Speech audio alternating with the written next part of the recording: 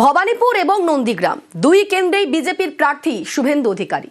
দিলীপ ঘোষ ফিরে পেলেন তার পুরনো আসন খড়গপুর সদর। 11টি জেতা আসনে মুখ বদল। মমতা বন্দ্যোপাধ্যায়ের কেন্দ্র ভবানীপুর, এবার সেখানে শুভেন্দু অধিকারীকে দাঁড় করালো বিজেপি। ভবানীপুর এবং নন্দীগ্রাম দুই কেন্দ্রেই বিজেপির প্রার্থী শুভেন্দু অধিকারী। ममता बनर्जी इस बार भी हारेगी। पिछले बार नंदीग्राम मेरा पास हारी थी, इस बार भी हारना तय है।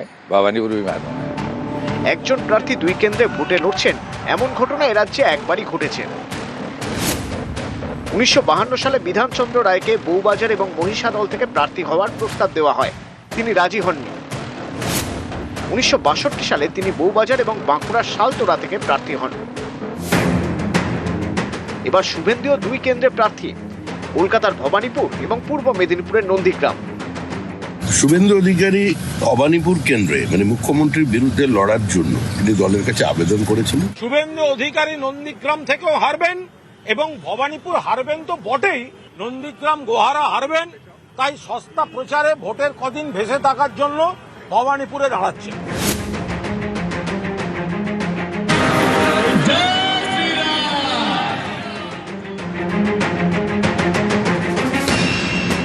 শ্রমিক ভট্টাচার্য রাজ্য সভাপতি হওয়ার পরেই পুরনোদের গুরুত্ব দেওয়ার বার্তা দেন। আবার ময়দানে নিয়ে আসেন দিলীপ ঘোষকে, যার হাত ধরে 19-এ বিজেপি 2 থেকে 18 হয়েছিল, আর 21-এ 3 থেকে 77।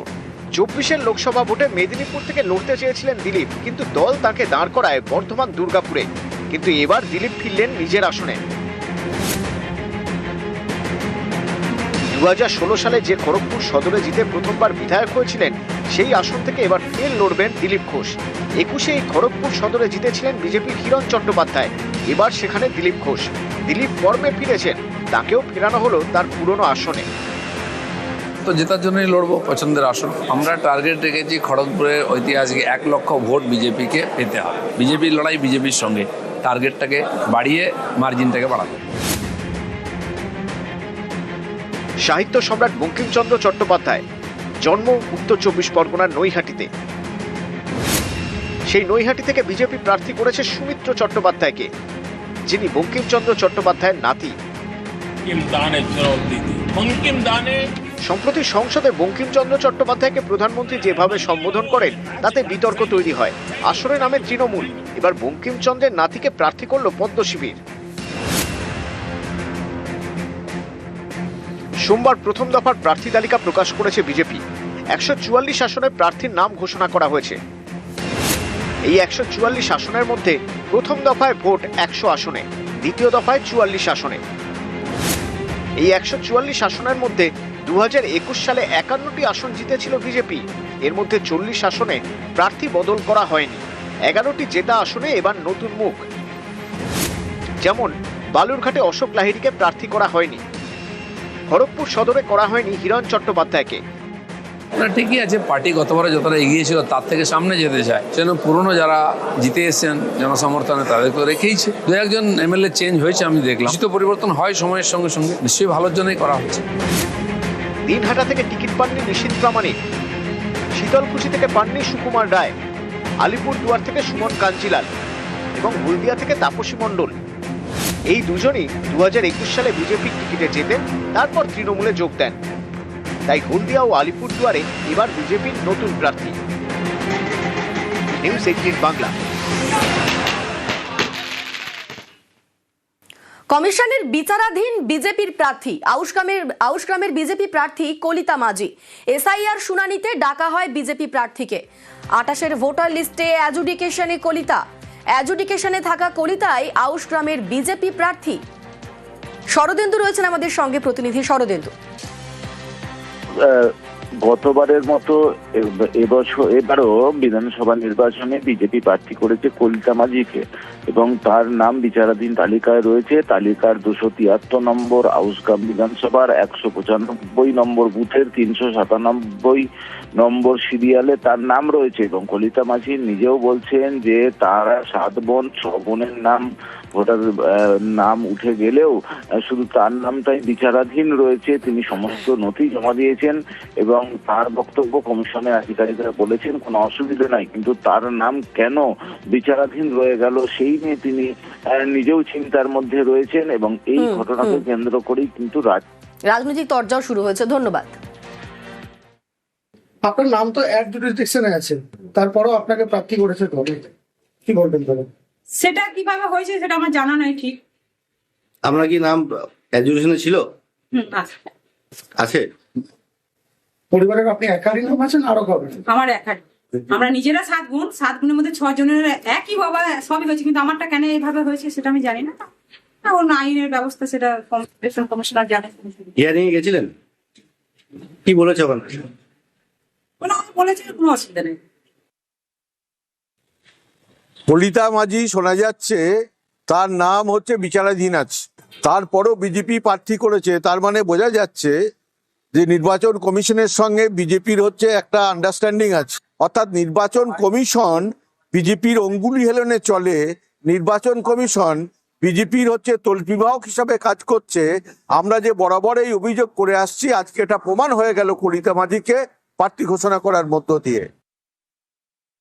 তার নাম যে পর্যায়েই থাকুক, সেটা কলিতা মাঝি নয়, পাশের পাড়ার রাম শ্যাম যদু মধু যে কেউ হতে পারে।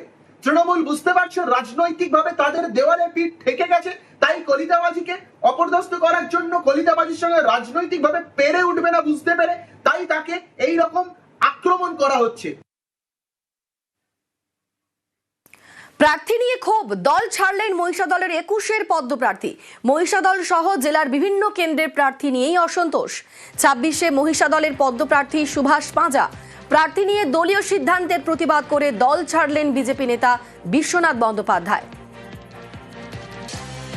যিনি দাঁড়িয়েছেন আমি তাকে শুভেচ্ছা জানাবো, আর সাথে সাথে এটাও বলবো যে আমি ভারতীয় জনতা পার্টির এক সময় কর্মী ছিলাম। এই পার্টিটা কর্পোরেট সংস্থার সঙ্গে যুক্ত, কর্পোরেটরকে নিয়েই চলছে এটা। স্যার, আমি কোনো কোম্পানির কর্মচারী হতে চাই না।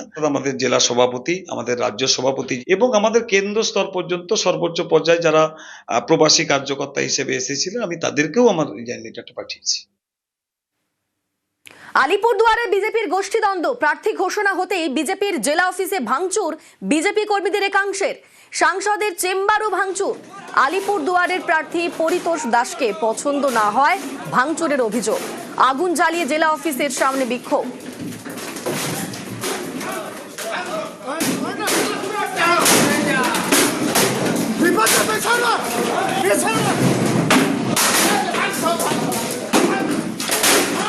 বিক্ষোভ আমাদের যে প্রার্থী হয়েছে সে একজন অসাংগঠনিক ব্যক্তি, যার কোনো সাংগঠনিক কোনো দক্ষতা নেই। আমরা যারা কর্মী, যারা তৃণমূলের বিরুদ্ধে সারা বছর রাজনীতিটা করতে হয়, সেই সব জায়গায় আমরা কোনো সময় আমরা বিপদে পড়লেও তাকে আমরা আজ পর্যন্ত পাশে পাইনি। জেলা থেকে কি করে আজকে একজন অসাংগঠনিক ব্যক্তিকে প্রার্থী হিসেবে পাঠায়, সেটারই আমরা জানার জন্য বলছি।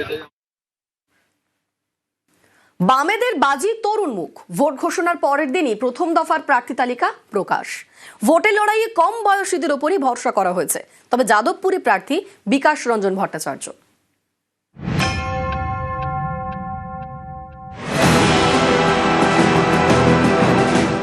রবিবার বঙ্গে বিধানসভা ভোট ঘোষণা, পরদিনই প্রথম দফার প্রার্থী তালিকা প্রকাশ করল বামফ্রন্ট। 192 জনের নাম ঘোষণা করা হয়েছে, এর মধ্যে তরুণ মুখের ভিড়।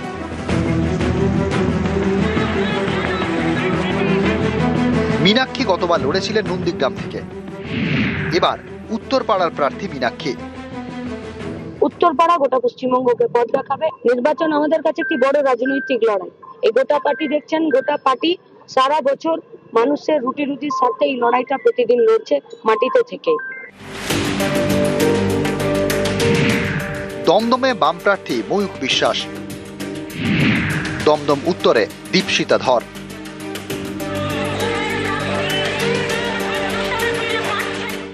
ধর্মীয় মেরুকরণের বিরুদ্ধে লড়াই, বিরাজনীতির বিরুদ্ধে আমাদের লড়াই। তাই সেটা বালি হোক বা অন্য যে কোনো জায়গা হোক, কঠিন লড়াই, কিন্তু সেই কঠিন লড়াইও আমরা আমাদের রাজনীতির কথা বলবো, আমাদের আদর্শের কথা বলবো।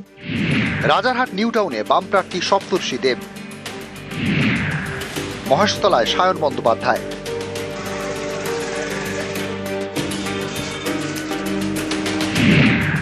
বড়নগরে সায়নদীপ মিত্র,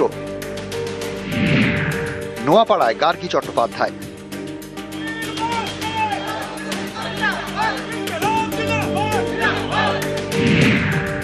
পানিহাটিতে কলতান দাশগুপ্ত।